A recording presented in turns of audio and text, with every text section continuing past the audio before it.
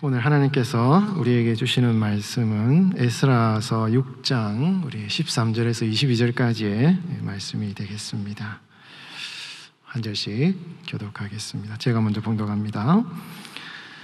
다리오 왕의 조서가 내림에 유브라데 강 건너편 총독 다뜨네와 스달보스네와 그들의 동관들이 신속히 준행하니라.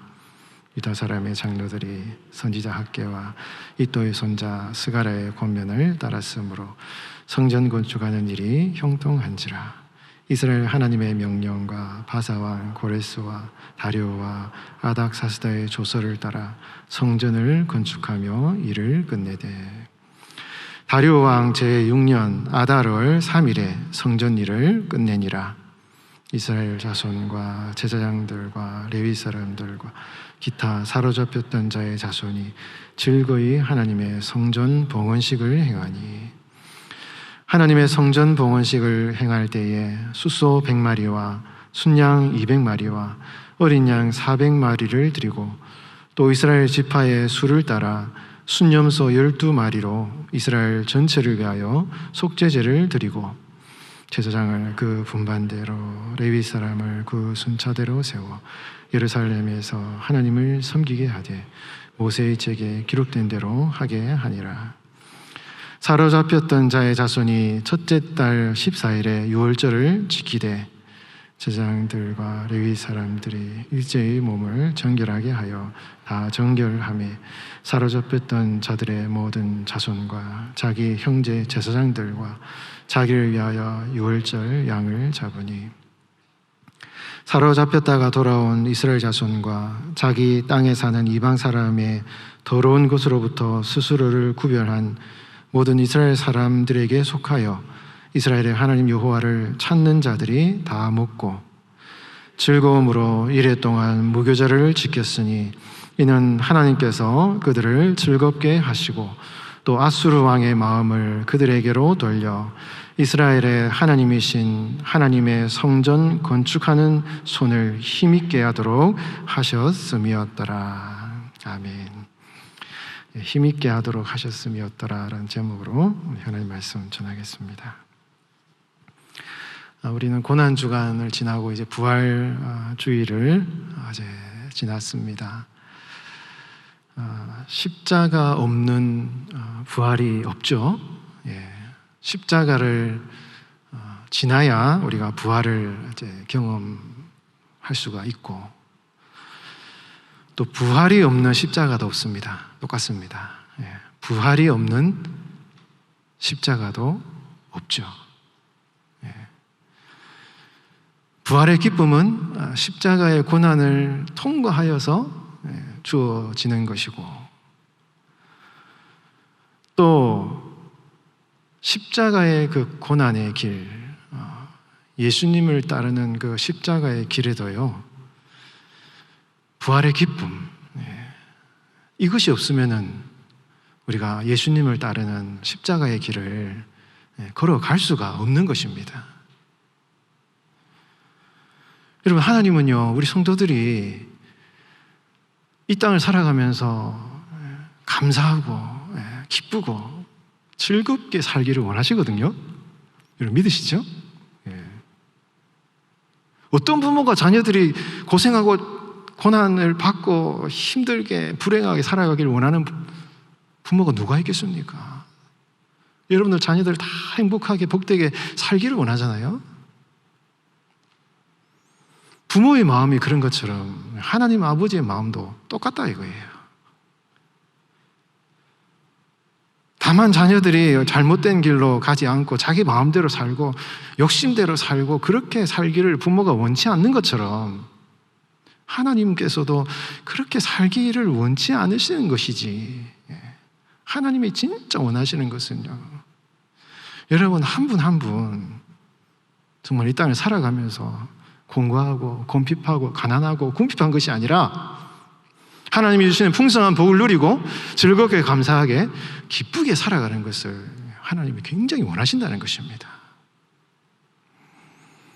그래서 여러분 하나님께서는요 이 성도들의 삶 가운데 하나님의 나라를 이루시는데 그 하나님의 나라도 이런 복음의 핵심이 뭡니까? 하나님의 나라를 이루는 거잖아요.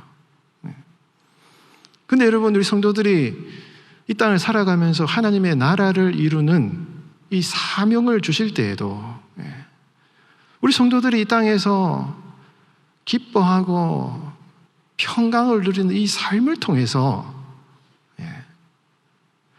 그렇게 성도들이 이렇게 행복하게 평강 가운데 살아가는 그 성도들의 삶을 이 세상 사람들에게 보여줌으로 말미암아 그 사람들이 하나님을 믿는 사람이 이렇게 참 복되게 살아가는구나 하는 것을 보게 하심으로 하나님의 나라를 이루신다라는 것입니다. 이게 중요해요. 그래서 우리가 복음을 전하고 하나님 나라를 확장하는 이 사명은요, 우리 성도의 기쁨과 희락의 삶과 별반 다른 것이 아닌 것입니다. 여러분, 로마서 14장 17절에 뭐라고 말씀하십니까? 하나님의 나라는, 복음의 핵심은 먹는 것과 마시는 것이 아니다. 하나님의 뜻과는 상관없이 자기의 쾌락대로 정욕대로 살아가는 것이 하나님의 나라가 아니고, 하나님의 나라는 먹는 것과 마시는 것이 아니라 오직 성령 안에서 의와 평강과 희락이다. 희락이란 말이 기쁨을 말하거든요. 그래서 성도들은 욕심대로 살아가는, 정욕대로 살아가는 것이 아니라 하나님이 주시는 성령 안에서 기쁨을 누릴 때, 그 기쁨을 누리는 삶을 세상 사람들 보고, 야, 참 이렇게 예수 믿는 사람들이 저렇게 행복하게 기쁘게 살아가는구나 하는 걸 보고 그 사람들이 예수를 믿게 돼 있다 이거예요. 그래서 여러분, 성도들은요, 기쁨으로, 하나님이 주시는 성령 안에서 기쁨으로 살아가는, 하나님이 주시는 그 즐거움을 누리는 삶을 살아가도록 기도하고 소망을 가져야 되는 것입니다. 근데 여러분, 하나님의 나라의 그 기쁨이요, 그냥 기쁨으로 끝나지 않습니다. 거기에는 두 가지 요소가 더 포함이 되어 있어요. 아까 말씀드렸듯이. 뭐가 있습니까? 의와 평강이 함께 존재해요. 먹는 것과 마시는 것, 자기 마음대로 살아가는 것이, 뭐 하고 싶은 대로 하고 막 내가 하고 싶은 대로 즐기는 것이 성경이 말하는 기쁨, 희락이 아니라 그거는 세상 사람들이 말하는 기쁨, 즐거움이지. 그거는 잠깐 뭐 쾌락이 좋고 즐겁지만 그것은 참된 성경이 말하는 기쁨이 아니다 이거죠. 하나님이 원하시는 기쁨은 그게 아니라 하나님이 원하시는 그 의와 평강이 함께 존재하는 것이 바로 성경이 말하는 기쁨이다 라고 말한 것입니다. 여러분, 의가 무엇입니까? 여러분, 율법이 말하는 의는 하나님이 명령하신 율법을 그대로 지켜야지 주시는 사람에게 부여되는 어떤 윤리적인 상태를 말해요. 의라는 것이 구약성경 율법적인 의미에서는 율법에 명령하는 것을 그대로 순종하고 그대로 다 모든 것을 다 지켜야 지키는 그 사람에게 주어지는 어떤 윤리적인 상태가 의의 상태인 거예요.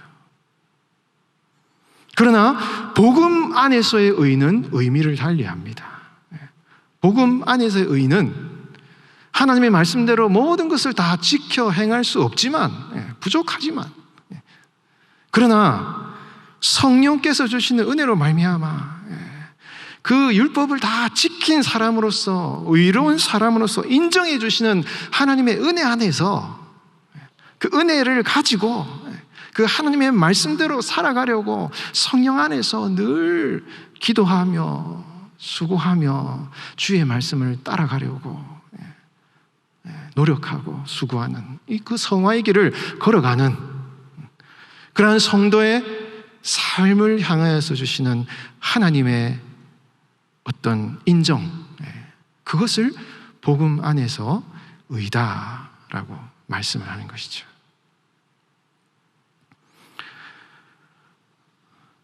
여러분, 오늘 성경 말씀 본문 22절 말씀에 보면 어떤 말씀이 나옵니까? 22절을 제가 다시 한번 읽어보도록 하겠습니다.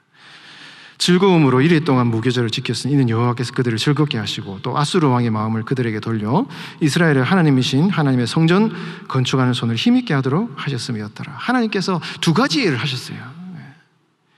아수르 왕의 마음을 돌리셨다. 아수르라는 것은 이 문맥으로 보면 다리오 왕을 말하는데요. 이 다리오가 이 북이스라엘 멸망시킨 아수르를 멸망시켰고, 이 사람은 하나님의 다스림 가운데 있기 때문에 그 아수르를 멸망시키고 바사의 왕이 된 이 다리오가 하나님의 통치 안에 있기 때문에 하나님의 섭리를 인정하는 그런 표현으로서 다리오를 아수르의 왕으로라고 표현을 하는 것입니다. 하나님께서 다리오 왕의 마음을 움직이셔서 성전을 건축하게 하는 일을 하셨고, 그뿐만 아니라 그 이스라엘 백성 공동체 가운데 무교절을 지키고 성전을 완공하고 무교절을 지키는 그 이스라엘 백성들의 마음 가운데 즐거움을 주셨어요. 기쁨을 주셨어요. 기쁨을.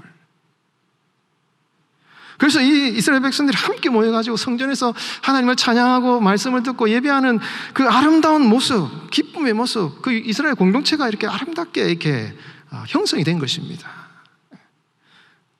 그런데 그 모습을 보고 여러분 중요한 것이 뭡니까? 21절에 보면 그 이스라엘 공동체 안에 어떤 사람들이 속해 있는가를 성경이 말씀하고 있습니다. 사로잡혔다가 돌아온 이스라엘 자손과 또 한 사람의 부류가 나오는데 스스로를 이방 사람의 더러운 것으로부터 스스로를 구별한 모든 이스라엘 사람들에게 속하여 이스라엘 하나님 여호와를 찾는 자들.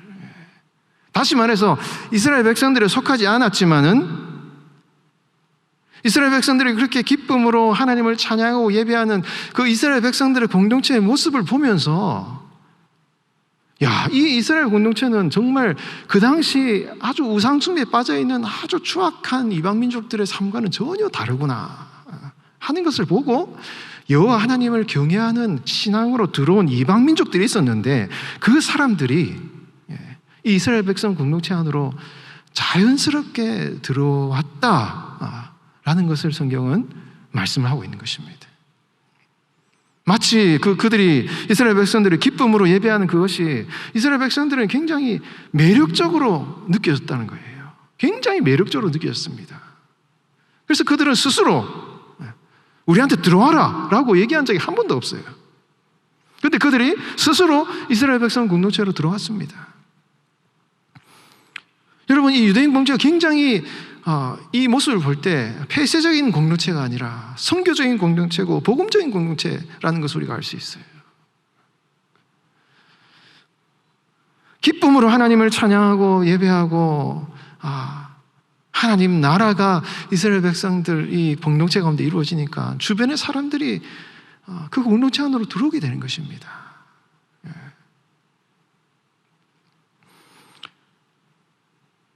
여러분, 우리가 복음을 전하는 삶과 우리 교회를 통해서 하나님의 나라를 이루는 이 하나님의 사명을 이루는 삶과 우리가 하나님의 성령 안에서 기쁨을 누리는 삶과는 다른 게 아니에요. 성경이 그걸 말씀하고 있는 것입니다. 그래서 여러분, 우리 성령 안에서 주님의 그 구원의 은혜, 십자가의 그 사랑 안에서 이 부활의 기쁨, 그 하나님의 기쁨을 충만히 누리는 이런 삶을, 이 복음의 은혜를, 기쁨을 누리는 삶을 살아가야 되는 것이죠. 그럴 때 여러분들이 속한 가정이나 우리 교회 공동체나 주변의 많은 사람들이 주님께로 돌아오는 이런 하나님 나라의 사명을 이룰 수가 있게 되는 것입니다. 근데 여러분, 처음부터 이스라엘 백성들이 이런 기쁨의 공동체였는가? 그렇지 않습니다. 처음부터 그렇지 않았습니다. 하나님께서 고레스 왕의 마음을 움직이셔서 이스라엘 백성들로 하여금 성전을 건축하라고 예루살렘으로 가라고 보냈어요. 그래서 BC 536년에 성전 건축을 시작을 했습니다. 근데 주변 이방 민족들이 막 방해를 하기 시작하는 것이에요. 그리고 이스라엘 백성들 자체도 굉장히 어려움을 당했습니다. 학개서에 보면은 그들이 삶의 생계의 문제가 굉장히 힘들었던 것 같아요. 학개서를 보면 알 수 있습니다. 여러분, 바벨론에서 어느 정도 삶의 이 영역을 이렇게 잘 갖추어 놓았던 70년 기간 동안 이 삶을 이렇게 안정이 되었는데, 그 사람들이 갑자기 자신들의 삶의 터전을 버리고 예루살렘 황폐한 땅으로 오니, 여러분 생각을 해보세요. 얼마나 먹고 살기가 힘들었겠습니까? 무슨 성전을 짓냐? 내 한 몸 지금 살기도 어려운데 무슨 성전을 짓냐? 하고는 아주 이 버거운 일을 하게 된 것이죠. 굉장히 버거웠을 것입니다. 학개서를 보면 알 수 있어요. 힘들게 그래도 하나님의 뜻이니까, 하나님이 성전을 건축하라고 명령하셨으니까 스룹바벨과 이 예수아를 통해서 성전을 건축하는 일은 하는 걸 시작했습니다. 536년에. 그런데 갑자기 주변 민족들이 막 방해를 하니까 이스라엘 백성들이 어떤 판단을 내립니까? 학개서 1장 2절 말씀에 보면 아직 성전 공사를 할 시기가 아직 안 되었다. 아직 하나님의 때가 아닌가 보다. 하나님이 명령을 하셨지만 이 삶의 문제가 여전히 힘드니 좀 우리가 좀 이렇게 아직 때가 아닌 것 같다 하고는 포기하는 모습이 학개서와 에스라서에 나와 있는 거예요. 그래서 포기했습니다. 나중에 BC 다리오 왕 2년, BC 520년까지 성전 건축이 지연이 됩니다. 몇 년 지연됐어요? 16년 동안이나 성전 건축이 지연이 됐습니다. 그래서 그들이 힘들어하고 어려워하는 삶을 살아갈 때 하나님께서 누구를 보내셨습니까?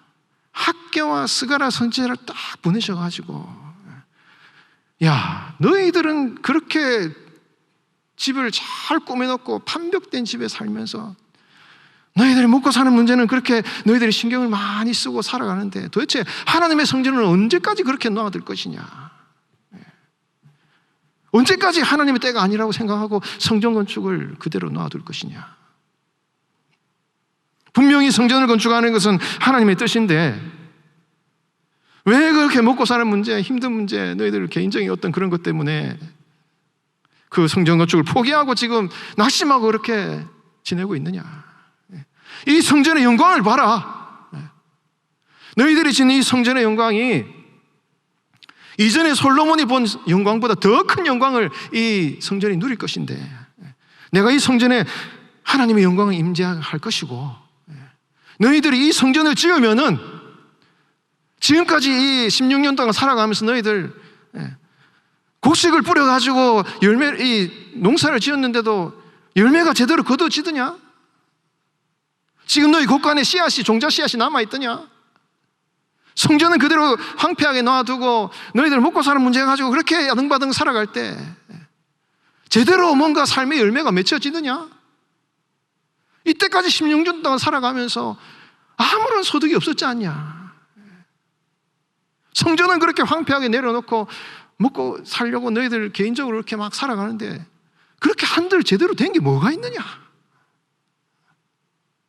라고 여러분 학개 선지자를 이스라엘 백성을 보내가지고 하나님이요 굉장히 이 영적인 각성을 일으키는 것입니다. 그러면서 이스라엘 백성들을 향하여서 강력하게 도전을 했더니 그때 여러분 학개가 다리오 왕 2년 520년에 6월 1일 날 예언을 했어요. 그러자 그 뒤로 6월 24일 보름 넘게 20일 넘게 지나서 드디어 정신을 바짝 차리고 이스라엘 백성들이 성전을 짓기를 6월 24일 날 520년 성전 짓기를 다시 시작하는 것입니다. 그리고 학개 2장에 보면은 학개가 그 뒤로 7월, 9월 두 번에 걸쳐서 성전 건축한 이스라엘 백성들을 향하여서 야 너희들 힘을 내라. 내가 이 성전의 영광을 크게 할 것이고 지금까지는 너희들이 먹고 사는 문제 때문에 힘들어서 아무런 열매가 없었지만 내가 이제는 너희들에게 복을 줄 것이다. 다시 너희들에게 복을 줄 것이기 때문에 열심히 힘을 내라 하고는 학기 2장에서 이 학계가 성전 건축하는 이스라엘 백성들을 막 용기를 주고 힘을 주고 격려하고 하는 이런 내용이 학계서에 나와요, 여러분. 자, 이스라엘 백성들이 낙심하여서 하나님의 뜻을 행하고 있지 못할 때 이스라엘 백성들이 하나님께 찾아오셔서 하나님의 말씀을 주셔서 다시 격려하시고 용기를 주셔서 힘을 주셔서 하나님의 뜻을 행할 수 있게끔 그 이스라엘 백성들의 용기를 주시고 힘을 주시는 그 하나님의 도우심과 하나님의 섭리와 하나님의 인도하심, 이것을 통해서 성전이 만들어지고 하나님의 영광이 나타나고 성전 가운데 예배하고 같이 유월절을 지킨 이스라엘 백성들의 삶 가운데 큰 기쁨이 임했다, 즐거워했다 말씀하고 있는 것입니다. 여러분, 우리가 하나님의 뜻을 행하는 것은요 참 쉽지 않습니다. 하나님의 사명을 행하는 것은 참 쉽지 않아요. 어떻게 보면 그것이 십자가의 길이고 내가 많은 것을 포기해야만 되는 길이고 어려운 길일 수 있습니다. 그런데 여러분, 우리 하나님은요 인격적인 하나님이셔요. 억지로 강압적으로 무조건 순종해라 이렇게 하지 않습니다. 이스라엘 백성들이 낙심하여서 패배하고 있을 때 하나님이 학개와 스가랴 선지자를 보내셔서 이스라엘 백성들을 잘 설득을 하시는 거예요. 설득을. 말씀을 보내셔서 설득을 하시는 겁니다. 다시 힘을 내라. 너희들 그대로 있으면 안 된다. 그대로 하면 망한다. 그러니 다시 한번 힘을 내어서 성전 건축하는 이 하나님의 뜻을 행하라고 하나님께서 스가랴 학개 선지자를 보내셔서 이스라엘 백성들을 잘 설득하시는 이런 모습을 볼 때 여러분, 오늘날 우리 성도들에게도 하나님이 우리를 어떻게 인도하시고 우리가 주님의 사명을 이룰 때 우리를 어떻게 인도하시는가 하는 것을 우리가 알 수가 있는 거예요. 여러분, 하나님께서는 여러분 각자에게 예수님을 따르라는 이 사명을 주셨습니다. 그 사명을 감당하는 것이, 주님의 의를 이루는 것이 이건 참 버거운 일이에요. 힘든 일이에요. 그러나 하나님께서 그렇게 버겁고 힘든 일을 감당할 때 우리에게 무조건 너 따라와라, 왜 그렇게 힘들어하냐 야단치거나 우리를 무자비하게 우리를 요구하시는 하나님이 아니시라. 우리가 힘들 때 어려울 때 우리를 찾아오셔서 우리에게 말씀을 주시고 위로하시고 힘을 주시고 우리를 연약한 우리를 설득하시는 하나님의 음성이 있는 것입니다. 우리의 연약함을 아시는 하나님, 우리의 부족함을 아시는 하나님께서 우리가 왜 힘든지를 아시고 우리를 찾아오셔서 우리에게 말씀을 주시고 힘 주시는 그 하나님의 그 위로하심이 있는 거예요, 여러분.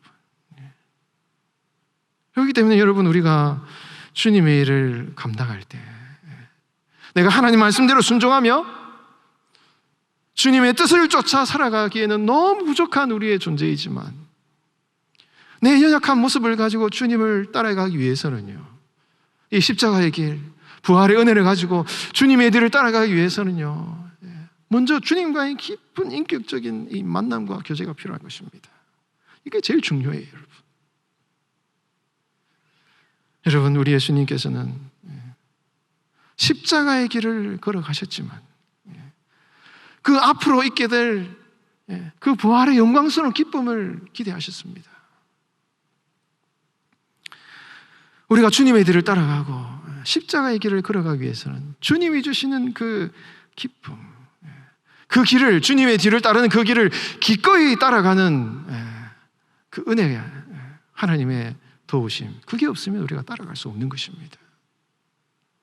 우리가 기꺼이 주님의 뒤를 따라서 주님의 의를 이루는 그런 삶을 살아가기 위해서 여러분, 우리를 찾아오시고 이스라엘 백성들에게 학계 스가랴 선지자를 보내셔서 그들에게 주님 말씀을 주신 그 하나님의 그 사랑의 메시지, 그것을 늘 들으셔서 여러분 주님의 뒤를 기꺼이 따라가는 여러분들의 삶이 되시기를 바랍니다. 그렇게 하나님의 의를 이루는 삶, 그와 함께 성경은 하나님의 평강이 무엇인지를 말씀하고 있어요. 여러분, 성도에게 평강이 뭡니까? 무엇이 성경이 말하는 평강입니까? 모든 일이 다 형통한 게 성도의 평강입니까? 모든 게 내 마음대로 잘 되는 게 평강입니까? 여러분, 이 에스라서에 보면 에스라가 이제 바벨론에서 예루살렘으로 이제 2차 포로 귀환을 가요. 7장이 나옵니다. 근데 에스라가 어떤 행동을 합니까? 이 길을 가는데 그 페르시아 왕에게 우리는 왕이 주는 마병이나 군사들이 필요 없습니다. 왜? 우리는 하나님이 택하신 백성이기 때문에 하나님이 보호하실 것입니다. 이렇게 왕에게 호언장담을 하고 그 길을 떠난 거예요. 무슨 일이 일어날지, 어떤 사람이 이스라엘 백성들을 죽이려고 달려들지 아무도 모르는 상황인 것이에요. 무슨 일이 일어날지 모르는 것입니다. 마치 아브라함이 갈대아 우르를 떠나서 예루살렘으로 가는 그 여정이에요, 여러분. 아주 크로스되는 사건입니다. 아마 에스라가 아브라함을 생각했을 수도 있습니다. 갈 바를 알지 못하고 하나님의 약속의 말씀을 붙들고 갈대아 우르를 떠나서 하란을 거쳐서 가나안 땅으로 간 아브라함의 그 여정과 같이 에스라가 붙들은 것은 오직 하나님의 도우심의 손길만을 믿고 나가는 것입니다. 앞으로 어떤 일이 일어날지 아무도 모르는 거예요. 다만 에스라가 붙들은 것은 하나님이 70년이 지나고는 바벨론에서 돌아와서 예루살렘 돌아가야 할 것이라는 하나님의 예레미야를 통한 하나님의 약속의 말씀만을 꼭 붙들은 것밖에 없는 것입니다. 분명히 하나님께서 이스라엘 백성들을 바벨론에서 예루살렘으로 돌아가게 하실 것이라는 이 약속의 말씀을 붙들었고, 그 약속의 말씀을 붙든 우리들에게는 인간적인 도움이나 어떤 그런 것이 필요한 것이 아니라 오직 하나님이 우리를 지키실 것이라는 그 믿음 하나만 붙들고 이스라엘가 인간적인 도움을 바라지 않고 여러분 바벨론을 떠나서 출발을 시작한 것입니다. 너무 두려웠던지 아와로 흐르는 강가에 가서 이 백성들이 금식을 하며 기도하고, 이 레위 자손이 없는 것을 알고 사람을 보내가지고 레위 자손을 다시 이제 불러서 다시 거기서 금식하며 기도하고 다시 출발해서 예루살렘에 도착을 했어요. 굉장히 불안했을 것입니다. 앞으로 무슨 일이 일어날지. 성경에 보면 매복하는 자와 적들로부터 하나님이 우리를 지키셨다, 성경이 말씀하고 있는데 분명히 어떤 그런 위험의 요소들이 분명히 도사리고 있었을 것입니다. 죽이려는 사람들이 있었을 것이에요. 그러나 에스라는 그 가는 걸음 몇천 명 되는 그 백성들이 안전하게 예루살렘으로 돌아왔다라고 증거하고 있는 것이에요. 여러분, 성도들의 삶의 평강이 무엇입니까? 에이렌의 샬롬 평강이 무엇입니까, 여러분? 성도의 평강은요, 모든 인생의 길이 다 예상되고 모든 것이 다 준비되고 모든 것이 다 계획된 그것이 성도의 삶의 평강이 아닌 것이에요. 그건 세상 사람들이 말하는 평강인 것입니다. 성도의 평강은요, 아무것도 준비된 것이 없고 모든 것이 불확실하지만 이것이 내 길이 아니라, 내가 원하는 길이 아니라,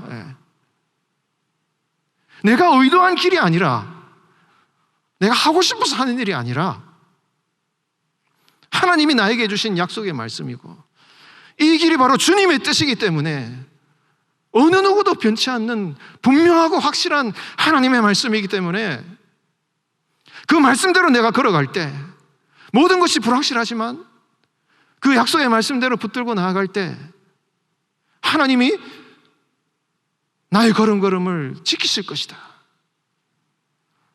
필요에 따라 때를 따라 도움의 사람들을 붙여주실 것이다.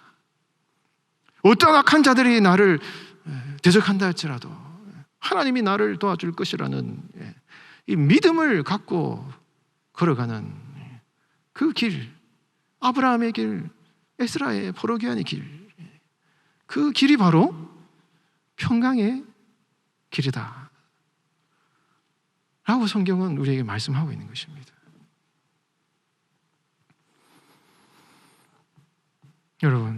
여러분들은 어떻습니까? 언제 우리가 주님의 사명을 감당하면서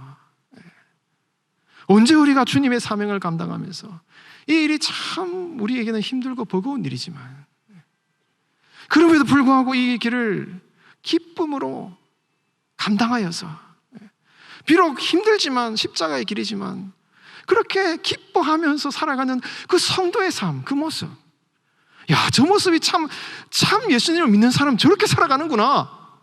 어떻게 힘든데 어려운데 저렇게 기뻐하며 살아가는가. 그 세상 사람들이 그 성도의 삶, 성도들의 교회 공동체의 삶을 보면서 나도 저 사람처럼 살아가야지. 어떻게 그런 세상 사람들이 그런 고백을 하냐 이거예요, 여러분.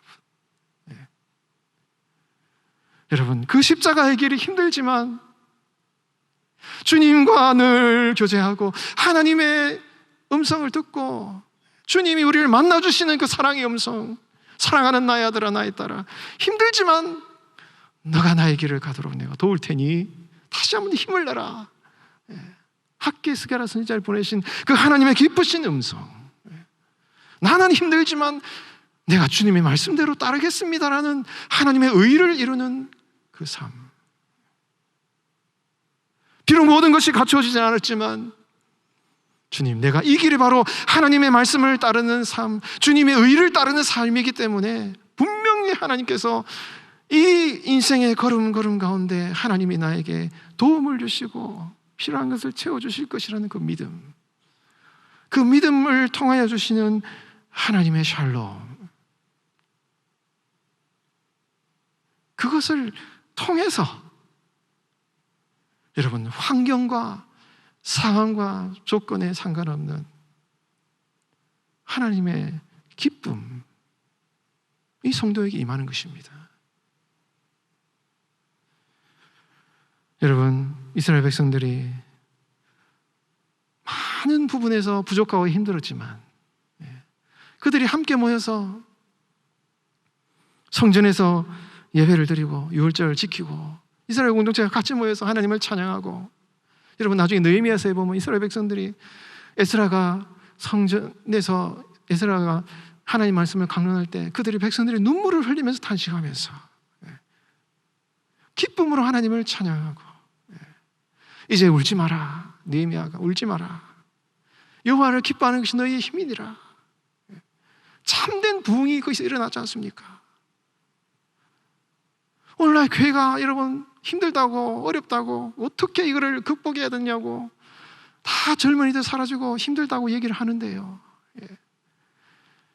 여러분 오늘날 교회의 상황이 느헤미야 당시의 상황보다 더 황폐합니까? 더 황폐합니까?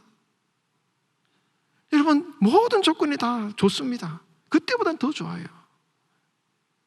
1907년 평양 대북운동이 일어날 때 장대현 교회에서 그 길선주 목사님을 비롯하여 성도들이 하나님 말씀을 듣고 통해자복하며 회개할 때 그 황폐한 땅, 일본의 식민지가 되고 모든 게 황폐한 그때 그 기독교인들이 하나님 말씀 앞에서 통해자복하여 대부흥이 일어났지 않습니까?